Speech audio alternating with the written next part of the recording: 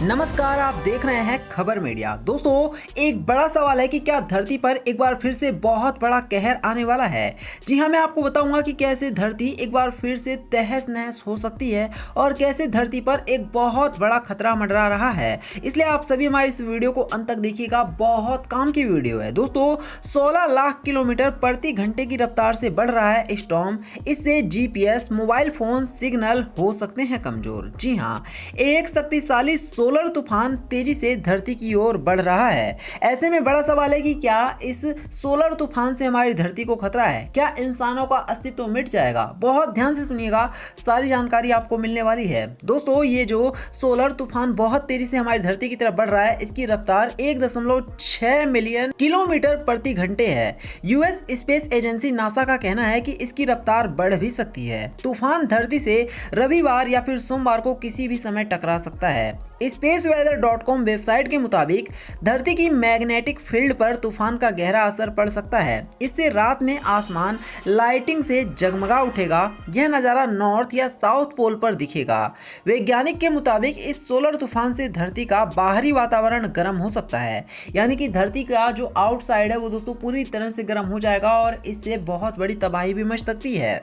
इसका सैटेलाइट्स पर सीधा असर पड़ने वाला है। इसके साथ ही जीपीएस नेविगेशन, मोबाइल फोन और सैटेलाइट टीवी का सिग्नल भी पूरी तरह से कमजोर पड़ सकता है। साथ ही बिजली लाइनों का करंट बढ़ सकता है, जिससे ट्रांसफार्मर भी उड़ सकते हैं। विमानों के उड़ान पर भी इसका बहुत ज़्यादा असर देखने को मिलेगा।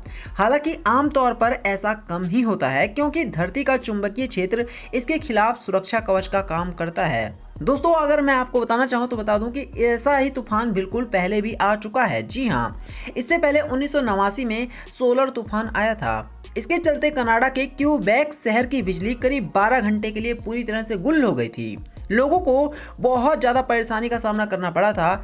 1859 में जियो मैग्नेटिक तूफान आया था और दोस्तों इसने यूरोप और अमेरिका में टेलीग्राफ नेटवर्क को पूरी तरह से नष्ट कर दिया था। कुछ ऑपरेटर्स ने बताया कि उन्हें इलेक्ट्रॉनिक का झटका लगा था। कुछ लोगों का कहना था कि तूफान के कारण बिना बैटरी के ही इक्विपमेंट्स काम कर रहे थे।